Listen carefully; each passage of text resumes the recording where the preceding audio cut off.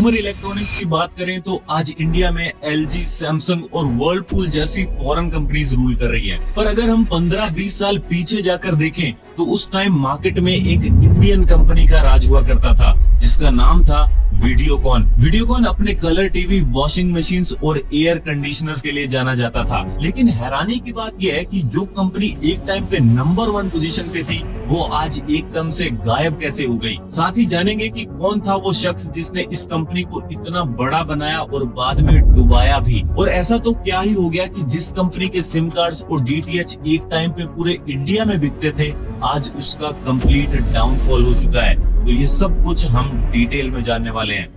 कहानी की शुरुआत होती है 1955 में, जब नंदलाल धूत जी ने महाराष्ट्र के औरंगाबाद में अपनी शुगर मिल सेटअप की। उस टाइम शुगर केन प्रोसेसिंग एक नया बिजनेस था जिसके चलते धूत परिवार ने लाखों रुपए कमाए। फिर कई साल बाद ये बूढ़े हो गए तो बिजनेस की कमांड इनके बेटे वेणुगोपाल के हाथ में आ गई। अब वैसे तो पुराना काम काफी अच्छा चल रहा था लेकिन इन्हें कुछ नया करना था, तो इसीलिए 1986 में इन्होंने अधिगम ट्रेडिंग कंपनी की शुरुआत की जहाँ ये पेपर ट्यूब्स की मैन्युफैक्चरिंग करने लगे। अब वेणुगोपाल इंजीनियरिंग बैकग्राउंड से आते हैं और इन्होंने इलेक्ट्रॉनिक्स सेक्टर में ट्रेनिंग भी कर रखी थी, तो इसीलिए 1980s के मिड में इन्होंने मार्केट में एक नोटिस किया। इन्होंने देखा कि इंडिया में कलर टेलीविजन की डिमांड बहुत तेजी से बढ़ रही है, क्योंकि उस टाइम दूरदर्शन ने कलर ब्रॉडकास्ट जस्ट स्टार्ट ही किया था। तो इसी मार्केट चेंज को देखते हुए धूत फैमिली ने अब पिक्चर ट्यूब्स बनाने का डिसीजन लिया। पिक्चर ट्यूब्स, जिन्हें नहीं पता, ये कोन शेप ट्यूब्स होती हैं जिन्हें पहले के बॉक्स वाले टेलीविजन में इंस्टॉल किया जाता था। अब पिक्चर ट्यूब तो ये बना ही रहे थे, तो इन्होंने सोचा कि जब टीवी का मेन कंपोनेंट ही हम बना रहे हैं तो इसे किसी और को क्यों बेचना, हम खुद भी तो टेलीविजन बना सकते हैं। और ऐसे 1991 में इन्होंने मास इंडिया के लिए पहला कलर टीवी बनाया और उसी साल कंपनी का नाम भी अधिगम ट्रेडिंग से चेंज करके वीडियोकॉन बना दिया। इससे पहले तक रिच और एलिट क्लास लोग ही कलर टेलीविजन खरीदते थे, क्योंकि मोस्टली फॉरेन ब्रांड्स के टीवी ही उस टाइम पे इंडिया में सेल हो रहे थे और इम्पोर्ट ड्यूटीज की वजह से उनकी प्राइसिंग काफी हाई रहती थी। लेकिन अब ऐसा नहीं था। वीडियोकॉन के इस टेलीविजन के आने के बाद अब नॉर्मल लोग भी कलर टीवी को अफोर्ड कर पा रहे थे, जिसके कारण ये टीवी इंस्टेंटली पूरे इंडिया में हिट हो गया। धूत परिवार ने सिर्फ अपने एक प्रोडक्ट से पूरे कंज्यूमर इलेक्ट्रॉनिक्स मार्केट में तूफान ला दिया था, लेकिन ये तो सिर्फ शुरुआत थी। कलर टीवी के बाद इन्होंने एक और बहुत बड़ा गैप स्पॉट किया और ये गैप था होम अप्लायंसेस मार्केट का। 1990s के दौरान भारत में इकोनॉमिक लिबरलाइजेशन शुरू हो चुका था, जिसके कारण फॉरेन ब्रांड्स की एंट्री बढ़ रही थी और डेली नए नए प्रोडक्ट्स भी लॉन्च हो रहे थे। बट इसी चीज का वीडियोकॉन को फायदा मिलने वाला था। देखो, फॉरेन ब्रांड्स उस टाइम हर सेक्टर में एक्सपेंसिव थे और इसी वजह से मार्केट को एक अफोर्डेबल और रिलायबल इंडियन ब्रांड चाहिए था। साथ ही उस टाइम ज्यादातर फैमिलीज अर्बनाइजेशन की तरफ जा रही थी, जिसके कारण किचन एंड होम अप्लायंसेस की डिमांड भी रैपिडली बढ़ रही थी। अब अच्छी बात ये थी कि 1991 के इकोनॉमिक रिफॉर्म्स के बाद गवर्नमेंट ने मैन्युफैक्चरिंग इंडस्ट्री को सपोर्ट करना स्टार्ट कर दिया और इसका वीडियोकॉन को फुल एडवांटेज मिला। 1995 के आसपास वीडियोकॉन ने होम अप्लायंसेस मार्केट में काफी तगड़ा एक्सपेंशन किया और बहुत सारे नए नए प्रोडक्ट्स लॉन्च किए।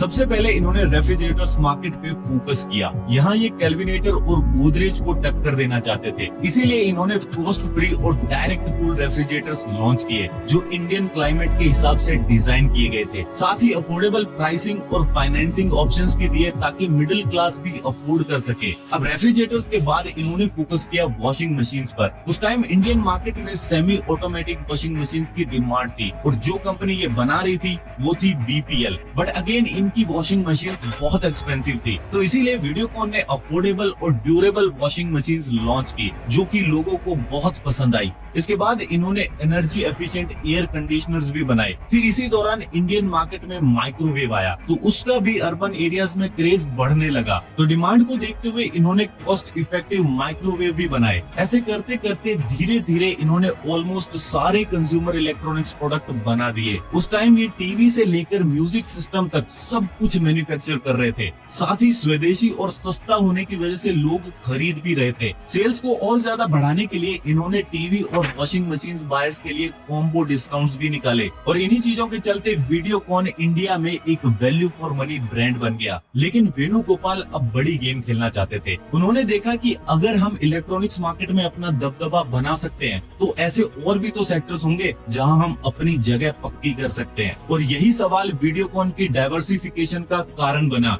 और बाद में बर्बादी का भी।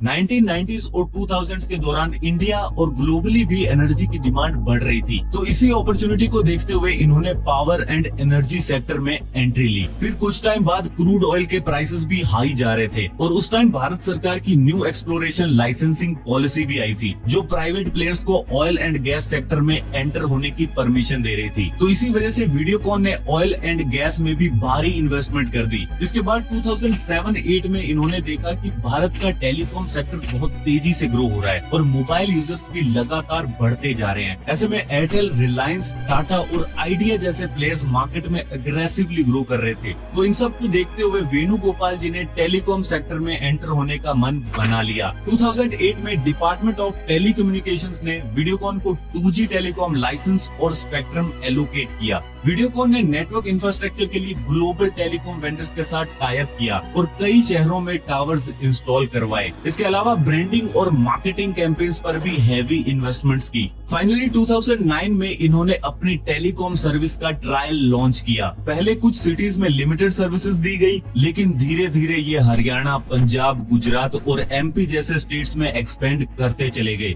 इसके अलावा लो कॉस्ट प्लान्स और अट्रैक्टिव प्रीपेड ऑफर्स के चलते इनके सिम कार्ड्स फटाफट बिकने लगे। टेलीकॉम के बाद अब वीडियोकॉन DTH यानी डायरेक्ट टू होम सर्विसेज में एंटर होना चाहता था। 2009 के दौरान इंडिया में केबल टीवी पेनिट्रेशन काफी बिखरा हुआ था और लोग केबल ऑपरेटर्स की पुअर सर्विस और हाई प्राइसिंग की वजह से काफी परेशान थे, जिसके कारण DTH सर्विसेज की डिमांड बहुत तेजी से बढ़ रही थी। तो इस अपॉर्चुनिटी को देखते हुए इन्होंने 2009 में वीडियोकॉन D2H नाम से अपनी DTH सर्विसेज लॉन्च कर दी। इन्होंने सेट टॉप बॉक्सेस भी खुद ही मैन्युफैक्चर किए ताकि कॉस्ट कंट्रोल हो सके। साथ ही ये इंडिया की पहली कंपनी थी जिन्होंने 4K ultra HD services launch की। इसके अलावा मल्टीपल चैनल पैक्स और रीजनल कंटेंट के ऑप्शंस भी दिए ताकि हर रीजन का कस्टमर टारगेट हो सके। इनकी इन्हीं स्ट्रेटेजीज के चलते 2015 तक वीडियोकॉन D2H ने मार्केट में अपनी स्ट्रॉन्ग प्रेजेंस बना ली। इनका कस्टमर बेस 30 मिलियन यूजर्स तक पहुंच गया और देखते ही देखते इनका नाम इंडिया के टॉप 5 ऑपरेटर्स में आने लगा। लेकिन वेणुगोपाल यहाँ भी नहीं रुके। 2010 और 11 के टाइम इंडिया में रिटेल इंडस्ट्री भी बूम पर थी। इसमें रिलायंस रिटेल, क्रोमा और बिग बाजार जैसे ब्रांड्स मार्केट कैप्चर कर रहे थे। तो इसी ट्रेंड को देखते हुए वीडियोकॉन ने भी अपना खुद का इलेक्ट्रॉनिक्स रिटेल चेन लॉन्च करने का फैसला किया। इन्होंने अपने रिटेल बिजनेस का नाम रखा नेक्स्ट रिटेल। साथ ही across India 500 plus stores open किए, जिसमें टीवीज, रेफ्रिजरेटर्स, मोबाइल्स और लैपटॉप्स जैसी चीजें रखी गई। स्मॉल सिटीज और टाउन्स में भी एक्सपेंशन किया गया ताकि मास मार्केट कवर हो सके। यानी देखते ही देखते कुछ ही सालों में वीडियोकॉन हर जगह पहुंच चुका था। ये शाहरुख खान से एड्स करवा रहे थे, आईफा जैसे शूज प्रेजेंट कर रहे थे और यहाँ तक कि IPL टीम को भी स्पॉन्सर कर रहे थे।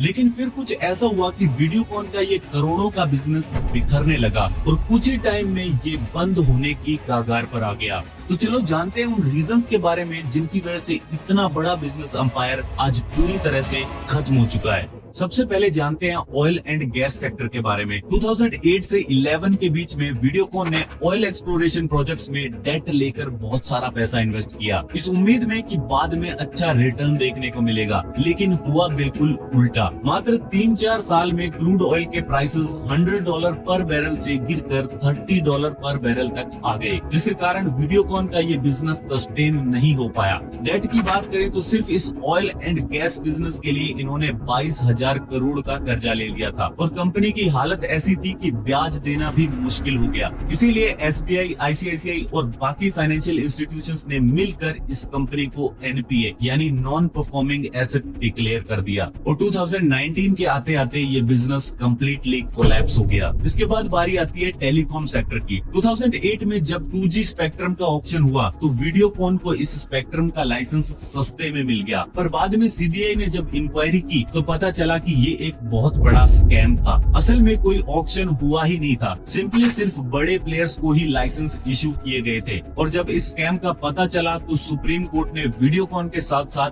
121 कंपनीज के लाइसेंसेस को कैंसिल कर दिया, जिनमें एयरसेल भी शामिल थी। यानी वीडियोकॉन ने लाइसेंस को खरीदने में जो पैसे लगाए वो भी गए और खरीदा हुआ लाइसेंस भी गया, और अब वापस लाइसेंस लेने के लिए इनके पास पैसे नहीं थे। इसीलिए मार्केट इशू के चलते इन्होंने अपना बचा हुआ बिजनेस भी एयरटेल को बेच दिया। नेक्स्ट है डीटीएच सेक्टर। शुरू में तो वीडियोकॉन D2H ने बहुत अच्छा परफॉर्म किया, लेकिन धीरे धीरे टाटा स्काई और डिश टीवी इनकी मार्केट छीनने लगे, क्योंकि उनकी प्राइसिंग और सर्विसेज दोनों ही वीडियोकॉन से बेटर हो चुकी थी, जिसके कारण लोग भी उन ऑपरेटर्स की तरफ शिफ्ट हो गए। इसके अलावा 2016 में इंटरनेट यूजर्स भी तेजी से बढ़ने लगे, जिसके चलते डीटीएच का कस्टमर बेस वैसे ही गिर गया, और जब बिजनेस फायदा ही नहीं दे रहा था तो उसे रख के भी क्या करते। इसीलिए 2018 में वीडियोकॉन D2H और डिश टीवी को मर्ज कर दिया गया। इसके बाद इनके रिटेल स्टोर्स की बात करें तो वो शुरू से ही कुछ खास परफॉर्म नहीं कर रहे थे, और जो थोड़ा बहुत बिजनेस था वो भी फ्लिपकार्ट और अमेज़न की वजह से खत्म हो गया। अब आप ये सोचोगे कि ये सब तो इनके साइड बिजनेसेस थे, लेकिन इनके मेन बिजनेस का क्या हुआ, जिसमें ये कंज्यूमर इलेक्ट्रॉनिक्स बनाते थे? तो चलो वो भी देख लेते हैं। हुआ क्या कि 2005 के बाद इंडियन इलेक्ट्रॉनिक्स मार्केट में कोरियन और जापानीज ब्रांड्स की एंट्री हुई। सैमसंग और एलजी ने अपने इनोवेटिव प्रोडक्ट्स लॉन्च करने स्टार्ट कर दिए, like inverter, ACs and smart washing machines. पर वीडियोकॉन अभी भी पुरानी टेक्नोलॉजी वाले अप्लायंसेस पर ही फोकस कर रहा था। कस्टमर्स नए और मॉडर्न डिजाइन की तरफ शिफ्ट हो रहे थे, लेकिन वीडियोकॉन सिर्फ एग्जिस्टिंग प्रोडक्ट्स का सस्ता वर्जन बना रहा था। अगर आपको भी याद हो तो 2010 के आसपास एलसीडी और एलईडी टीवीज का क्रेज काफी ज्यादा बढ़ गया था। उस टाइम बड़े बड़े डब्बे जैसे टीवी मार्केट से गायब हो रहे थे। सैमसंग और सोनी जैसे ब्रांड्स अपनी स्लिम एलसीडी टीवीज को लॉन्च कर रहे थे, वो भी अफोर्डेबल प्राइसिंग के साथ। लेकिन वीडियोकॉन टाइम के साथ ये सब चीजें नहीं कर पाया, जिसके चलते इनके प्रोडक्ट्स आउटडेटेड लगने लगे और लोगों ने इन्हें खरीदना बंद कर दिया। 2019 के आते आते कंपनी की टीवीज, रेफ्रिजरेटर्स और वॉशिंग मशीन्स की फैक्ट्रीज बंद होने लगी, और फाइनली 2021 में वेदांता ग्रुप ने इसे ओनली 2962 करोड़ में एक्वायर कर लिया। आज भी आपको वीडियोकॉन के कुछ प्रोडक्ट्स शायद देखने को मिल जाएंगे, पर आज ये सिर्फ एक नाम है